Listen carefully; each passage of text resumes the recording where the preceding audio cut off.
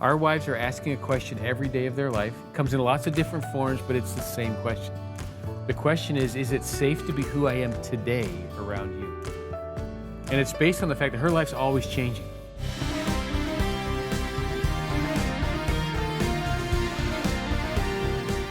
We are here with just the guys of A Better Us in a segment we call The Huddle. Here we are, guys. We've got Eric Maines, we've got Dan McCauley, we've got Mike Pinball Clemens, and also joining us is Bill Farrell. Bill, relationship expert, author of over 40 books, and we've had some great teaching with you and your wife Pam on A Better Us previously, but I want to talk about where we are right now. It's a very unique location. It's Tim Hortons Field in Hamilton, Ontario. And this also houses the Canadian Football Hall of Fame. And if we were to just walk down the hall over here, you would see a bronze head of pinball sitting there. And so it's a terrible thing, right? Because it is so fitting that it's all guys here today, right? And because we have this bronze head down the hall. And what I mean by that is, well, you know, we guys here, and we take all the credit, right? And that's what that bronze head does. Like it was 11 other guys doing more work than I was on every play that I played. Yes.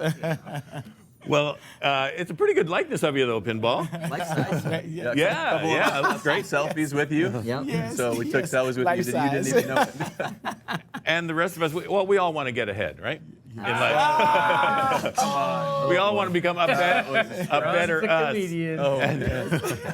So the huddle. Now, the idea of the huddle is that, you know, guys kind of get their heads together and they strategize in ways to kind of move the ball down the field. And you know, in our marriages, we want to do that too.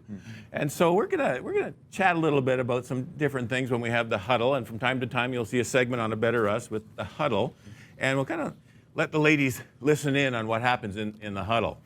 But one of the things, and Bill, I'm gonna have you kind of do the kickoff here, Okay. Because at the stadium, you start things off. You got to have the kickoff. Yeah, you do.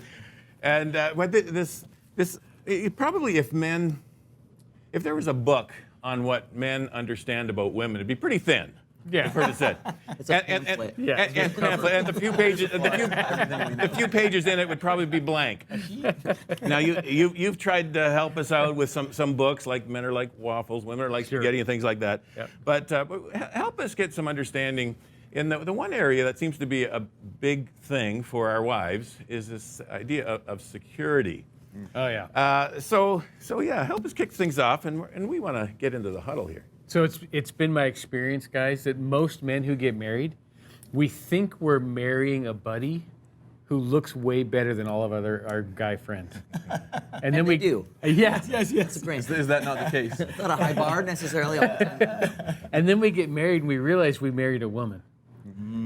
And one of the most obvious things in the Bible is in Ephesians 5, which is a premier passage on marriage in the Bible. Men and women are given different instructions.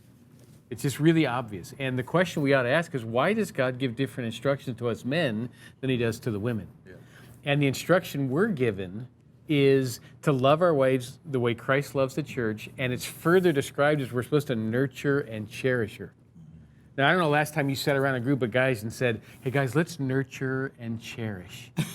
Like it's not the way we tend to think, but it's aimed at the primary need in our wife's life. And because of these primary needs, like you and I need to feel like we're successful in our marriage. Our wives need to feel like they're secure in the marriage. And when the needs get met, there is a line of trust in marriage that when those needs are met, you rise above that line of trust, and everything in marriage is easy at that point.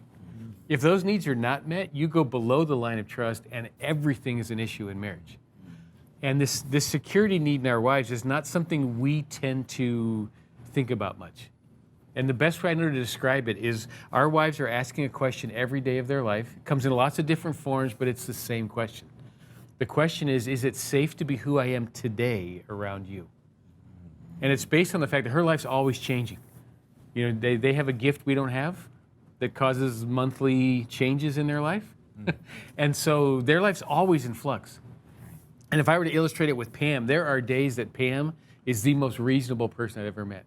Like, I'm amazed on those days. I can bring up any topic, We can go anywhere in conversation. Yeah. There's other days that everything is so intense and it's fired up. And then there's other days she's just relaxed and laid back. And then there's a few days in our home that there's a no-fly zone.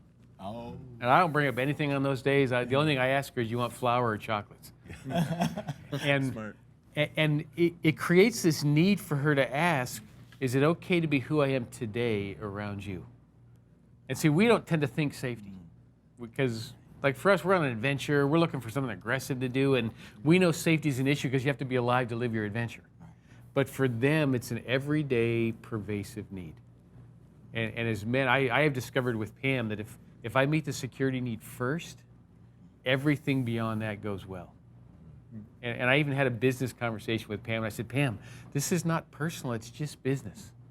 And she said, well, it's all personal to me. And as men, if we can speak that language, we're going to find our wives a lot easier to live with and a lot easier to love. Wow. So my question for you guys is, one, how have you seen that play out in your relationship? And what have you been able to do to help meet this security need in our wife's life that's constant? It's every day, it's all the time, and they want to know, I'm still safe with you. It's really interesting, that line, because I'm thinking as you're saying that, I'm thinking of times where it seems like I have a lot of leeway and everything's pretty good, and other times the opposite, and I've never been able to quite put my finger on it. I've realized that I'm okay for whatever reason now, but now it actually shines some light on what's going on in behind the scenes Isn't there. that funny? Yeah. Like, I've noticed above the line of trust, you can bring up anything, and she goes, oh, yeah, and she's very easy to work with. Yeah. Below the line of trust, you walk in the door and say, hi, honey, and she's like, what do you mean by that? What did you just say to me? Excuse me? Talking to me?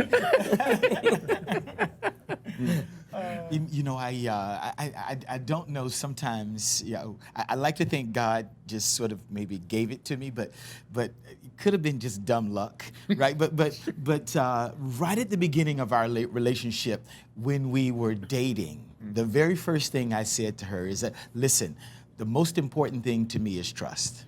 Right? I need to know that I trust. So if you ever, deviate from our relationship, it's over, right? It's done, and I won't be upset because you're worth the risk, right? So it's not anything that's going to be, I'm going to no. But you need to know that it's over. That's it, right? And because loyalty, trust is really important to me.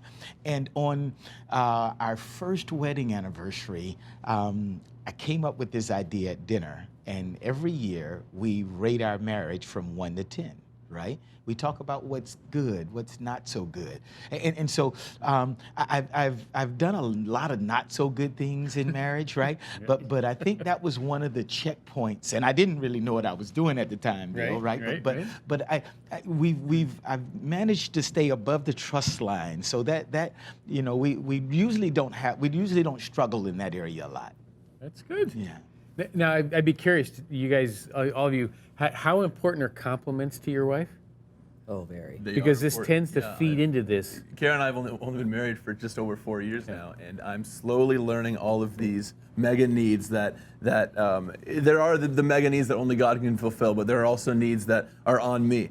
And so I've been learning that compliments and gift giving and then gift receiving, and Kara and I read the whole 5 Love Languages book, and so we're trying to figure out where we fit in there and everything too. But for us, in this mega need of security, I'd say the first 2 years of our marriage, I was focusing on, I want to make sure she feels heard, and so that I'm listening to her. And I failed at that because I would listen to her and I would just shut my mouth and then be like, oh wow, that must be hard for you today, type thing. But then I would try to fix it by saying, you know what, I'm going to do more of this. Like, for instance, I'm going to remember to do the laundry. Well, and you can kind of take a break then. This week I'm going to do that, but then I wouldn't follow through with it. And I forgot about that. And then that would leave her feeling insecure with the trust. Can I trust him? Is he going to follow through with his actions? And that was the first 2 years. And the next 2 years, we're in our 4th year. I am getting better. She is way better at thinking of things to do, like initiating it, saying, you know what, it's laundry time, I'm gonna do laundry. And I take a little bit longer to get there. And so when it comes to me doing things for her to make her feel secure, it has become a thing where she would remind me, saying, "Hey, you said you'd do this. Can you do this for me?" And what I'm working on right now is to actually be intentional about initiating promises that I've already made, and so to help her feel secure. I've heard a stat that women have at least 11 negative thoughts about themselves every day. Yes. So there's kind of this self-talk going on, and they're kind of beating themselves up.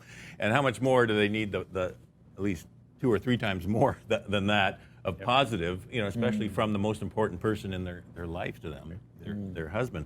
And so I try to be intentional about giving compliments, giving words of encouragement to Anne, and she really lights up when I do that. That this is great. She loves that, and because it's that need for security. And another question that is kind of like they have needing answered every day is the kind of question, well, would you really marry me all over again if you could do it again? And what can we say in our words and actions that answer that question for her?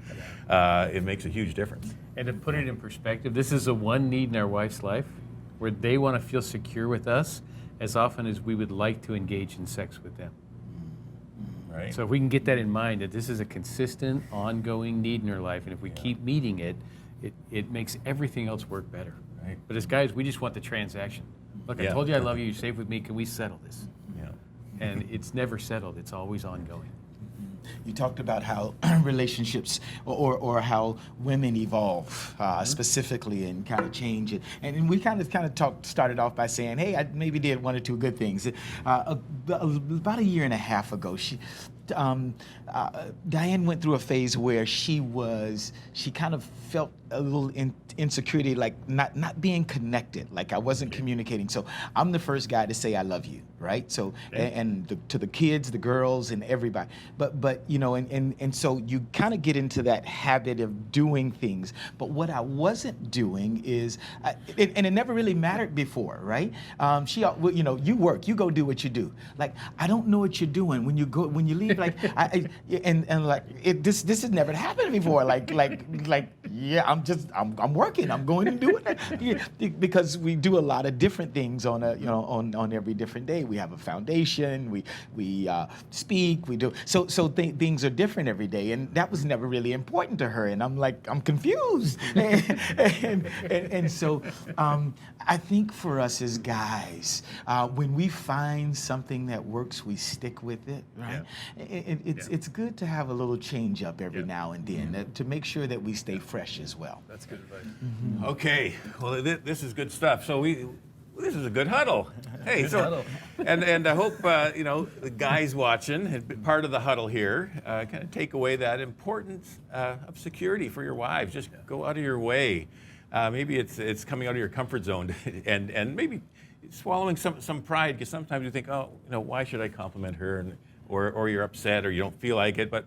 Don't go by feelings. Go by what you know is important, what she needs as that most important person in your life. And as you said, how would Christ treat the church? Love your wives as Christ loved the church. That's sacrificial. That's unconditional. That's not based on emotions. Yep. And so there we have it, the huddle. And so, guys, how do you usually end the huddle? Is it like a 1, 2, 3 break, or just ready break? Okay, let's do the ready break. Ready? Yeah. Ready break. Okay, thanks for joining us.